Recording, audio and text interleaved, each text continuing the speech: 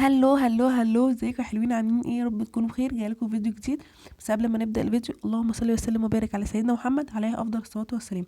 فيديو النهارده بقى يا حلوين هيبقى كله في المطبخ، مش هنخرج من المطبخ.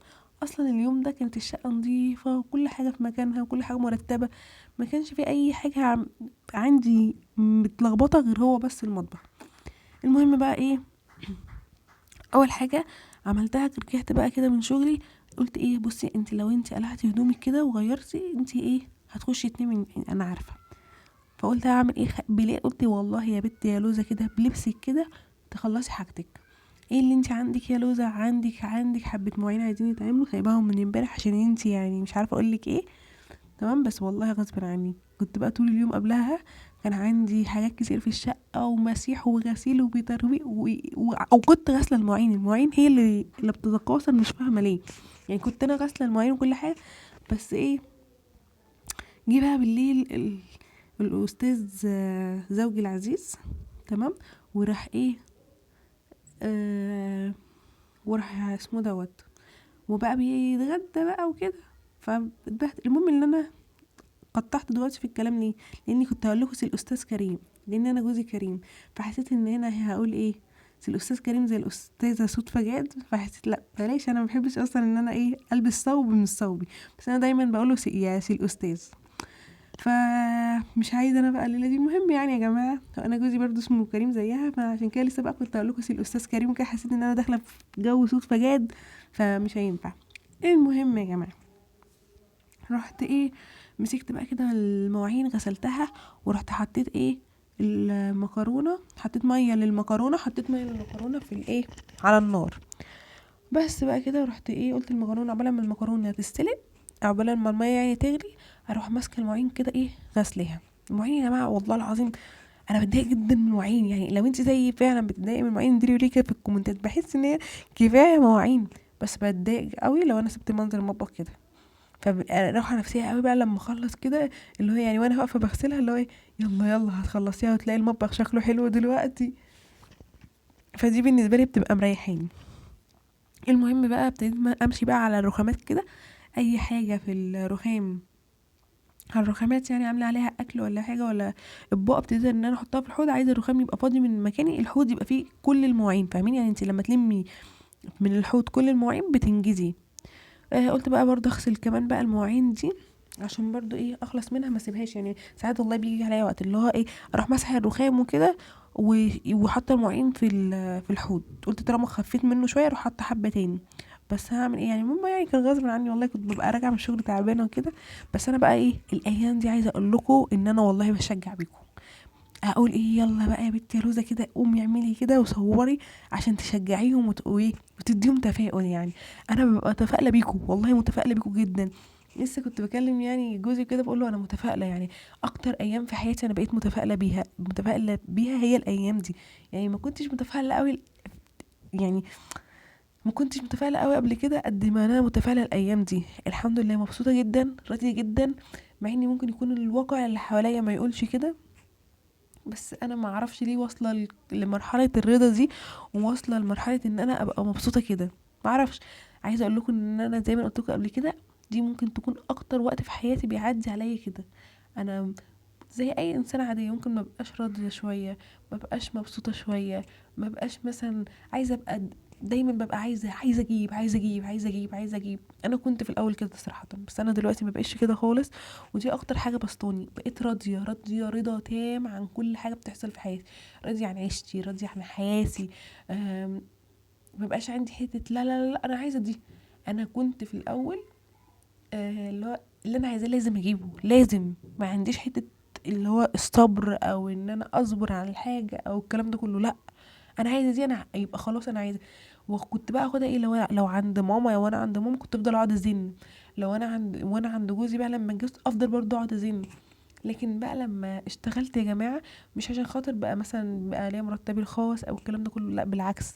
لما برضه اشتغلت حسيت ان انا برضه ايه، وصل يعني، كبرت بقى وفهمت. او ملوش علاقه كمان بالشغل، يعني ان انتي عديتي بمراحل في حياتك، تحسي ان انتي كل ما تكبري كل ما انتي تبقي فاهمه. انا عندي 27 سنه، مش عارفه يعني لسه ما دخلتش في مرحله الثلاثينات، يعني اللي هو سن بقى ان انا كده عقلت والكلام ده كله. 27 سنه برضو كبرت، بس انا حاسه ان انا يعني انا حاسه من نفسي، من حدش بيقول لي، من جوايا انا حاسه ان انا كبرت وعقلت. والله يا جماعه زي ما انا بكلمكم كده انا فعلا بتكلم معاكم، بطلع اللي في قلبي. انا قلت خلاص مفيش بقى زي زمان كده اللي انت لازم تاخدي بالك من كلامك وانت بتتكلمي ولا لا. انا قلت كل اللي في قلبي هتكلمه معاهم.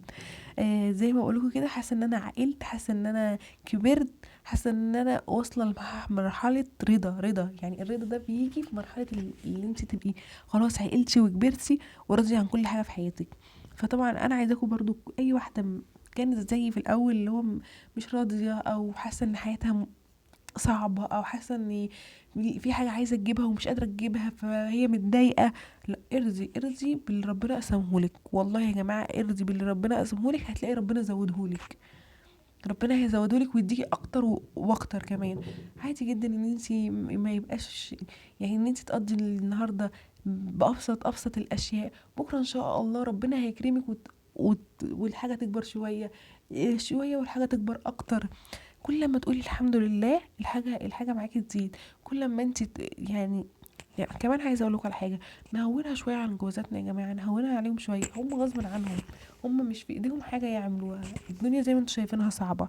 ودلوقتي تعالي شوفي هم بيشتغلوا كام ساعه في اليوم، كام ساعه في اليوم علشان خاطر يجيبوا لك.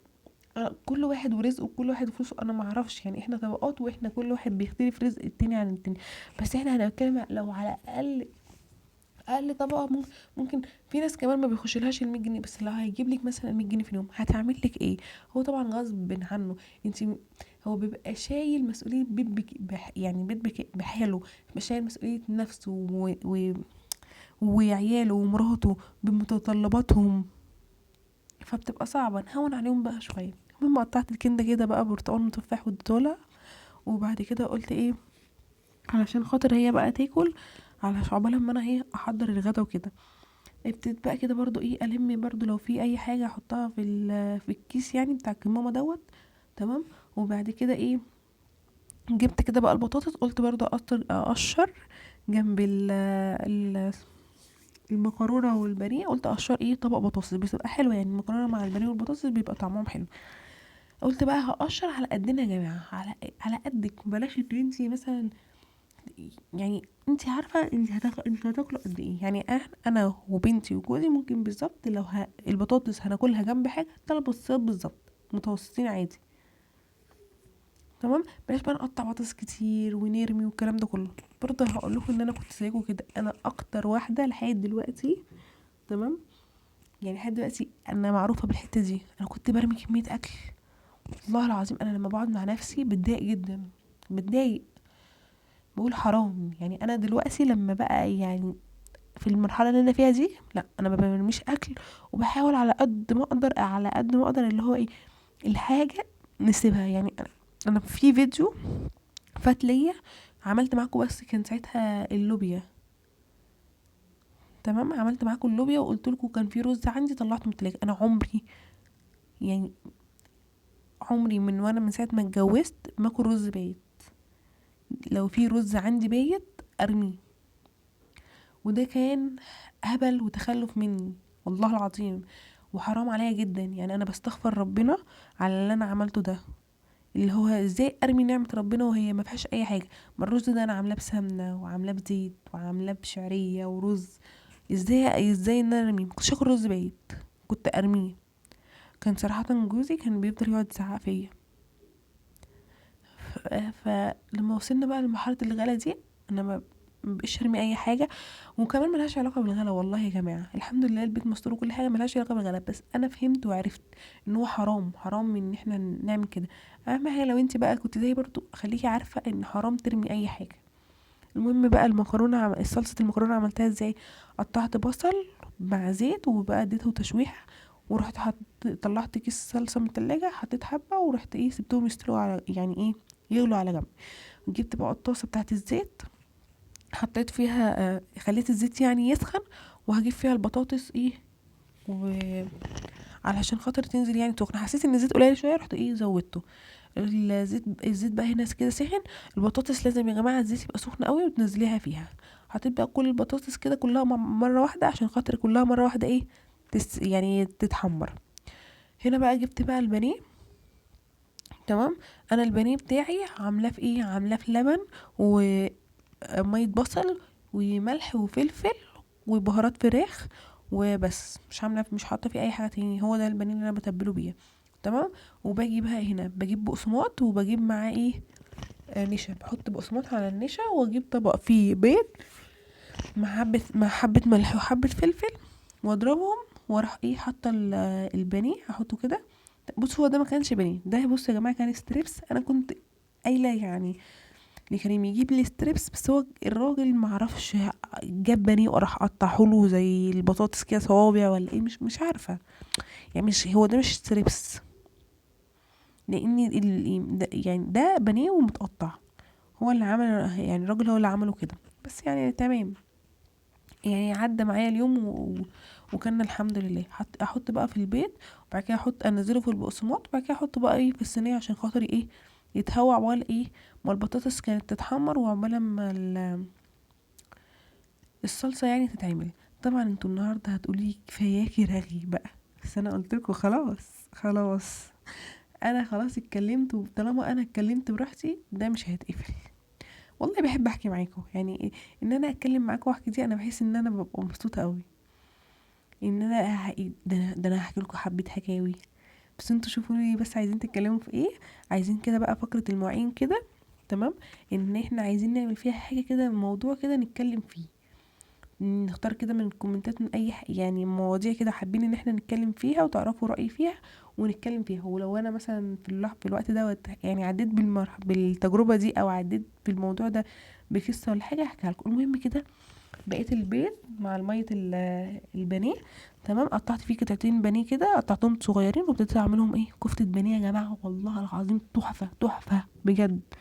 تاكليها كده والبانيه بيقرش فيها، حلوه جدا واقتصاديه جدا. انت ممكن لو مثلا نص البانيه عملتيه كله كفته بانيه بالطريقه دي، مش تفرميه يا جماعه. ما تبلاش موضوع ان انتوا تفرموه في الكبه ده، لا تقطعيه كده، تقطعيه كده بالمقص. تمام. مع التتبيله بتاعت البانيه مع البقسماط مع ال اسمها ايه النشا. تمام. وتبتدي ان انت تكوري الكفته. بصوا الكفته، بصوا عامله قد ايه، طعمها حلو جدا وكلها فراخ.